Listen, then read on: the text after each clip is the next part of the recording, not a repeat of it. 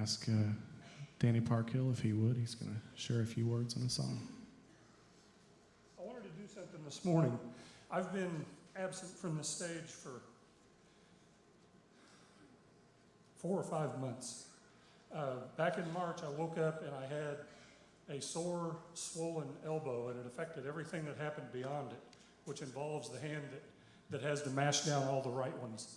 And I couldn't play anymore, so I had to stop playing. And they told me not to do anything with it, just keep it moving, you know. And so for the next month, I did everything with my right hand, and then I broke my wrist. Or they said I broke my wrist, so now I'm 0 for 2 on working upper appendages. So I couldn't do anything. Now that, I seem to have most of that back, most of it. My fingers are still really swollen, so as I play this song, it's, be gracious. Anyway, but everything's moved now to my feet and my legs. And sometimes it's really hard to walk. And, of course, the first thing they say when I go to the doctor is they say, well, have you ever thought of losing weight? I thought, how did I think of that? Oh my gosh. So anyway, what I wanted to tell you is that, all these years, back in the Blue Room, back a long, long time ago, Kevin Tucker, a wild man, stood behind me. He sat behind Tammy and I. I think this is when Tammy and I were actually still just dating. We hadn't even gotten married yet. But we got ready to enter into the next song. Kevin reached up, and with both hands, he put one hand on each shoulder, and he leaned up, and he said, God just told me that, he said, you're going to be very, very bold in your faith. And you're never going to be afraid to speak. You're always going to be very bold in your faith. I want to tell you, those were prophetic words that were spoken over me, and those words have come true. That happens with me. Anybody that knows me knows boldness is not something I lack. But through all of this, now this isn't cancer. This isn't, whatever it is. We don't know what it is. We honestly just don't know. I don't know what's going on. I think I took a couple of the wrong medications, and it caused my body to retain fluid and caused all my joints to swell, and, hence the sore, swollen stuff that, I can't walk on. The problem that I've got with all of this is that my response to this spiritually has been all wrong. And I've allowed depression and despair to creep in because I've taken my eyes off the prize.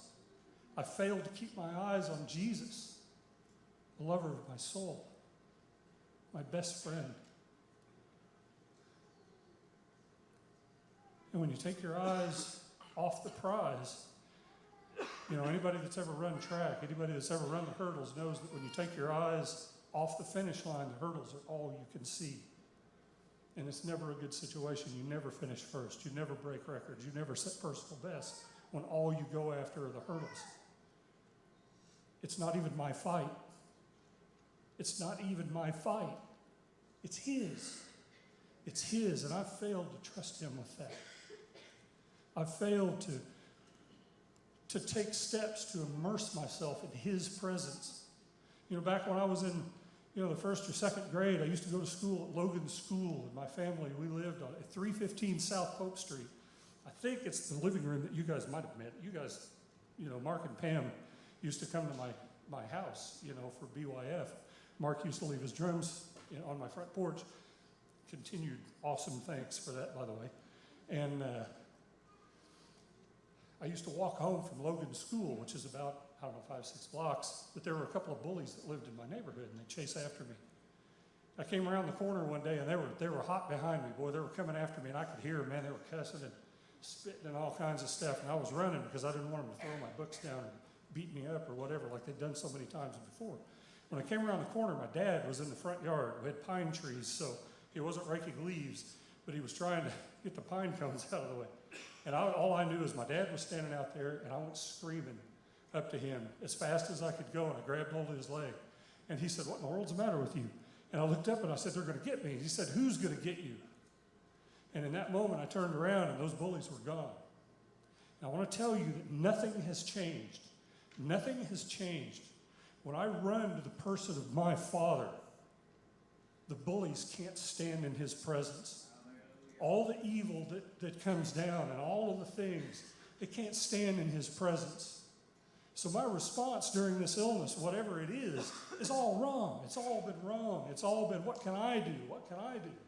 And then it went to, why me? I stand before you this morning. It was a hard night last night.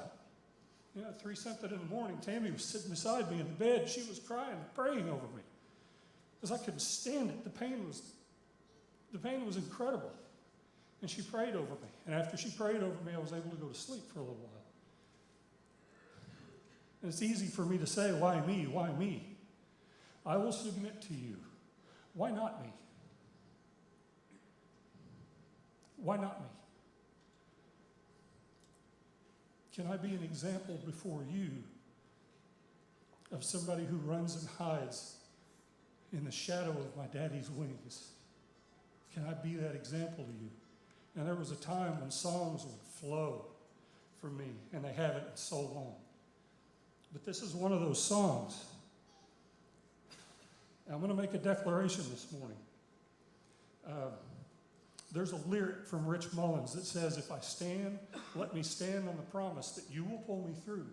But if I can't, let me fall on the grace that first brought me to you. That's a great lyric. So whether you're standing or you're falling, there's one consistent, and that's your daddy loves you. He loves you more than the English language is so insufficient when it comes to being able to describe the power, the enormous power and the beauty and the protective nature of his love for all of us. And it doesn't matter where you've come from. It doesn't matter what you've done. It doesn't matter whether you've lived your whole life wrong. The other guy on the cross, the thief on the cross, didn't have time to make it right with anybody. And he didn't ask to go to heaven with Jesus. He just didn't want to be forgotten. And he said, Jesus, will you remember me when you come into your kingdom? And Jesus never told him, you need to go take a shower, put on the right clothes. He wasn't coming down off the cross alive. Neither was Jesus. Jesus said, I'll tell you the truth. This day you'll be with me in paradise. So there's no performance. There's nothing we can do except to allow him to love us. So I'm going to make a declaration this morning. And this song is called You Are My God. And if my voice shakes, and I might have to stop because I'll be able to sing. But I'm going to put on my cheater glasses too because that might help a little. Is this loud? Can you guys hear this? Is there something I need to do?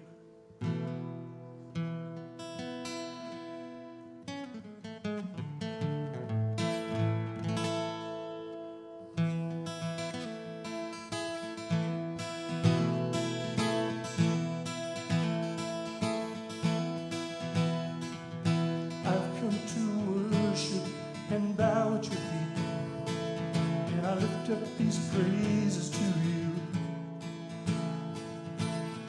Abba, Father, Daddy, God, I love you with all that I am.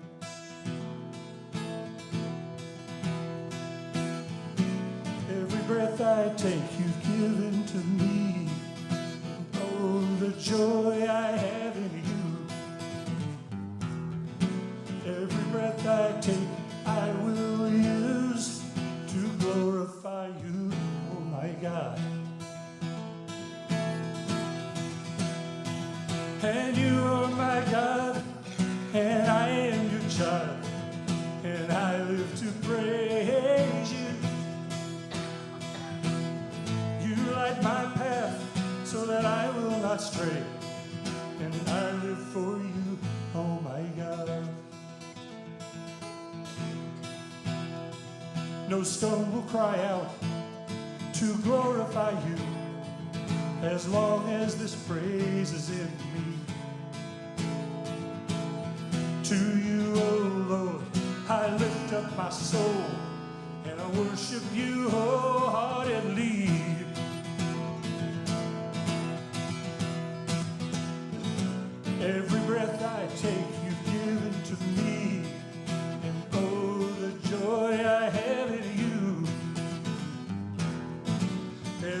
breath I take, I will use to glorify you, oh my God.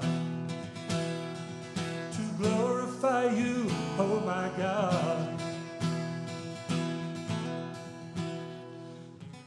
Make a joyful shout to the Lord, all you people, and declare that the Lord is your God.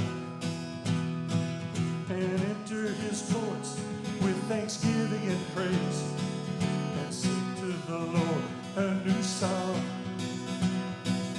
Sing to the Lord a new song. And you are my God, and I am your child, and I live to praise you. You light my path so that I will not stray, and I live for you, Almighty God. And I live for you, oh my God. I live for you, oh my God.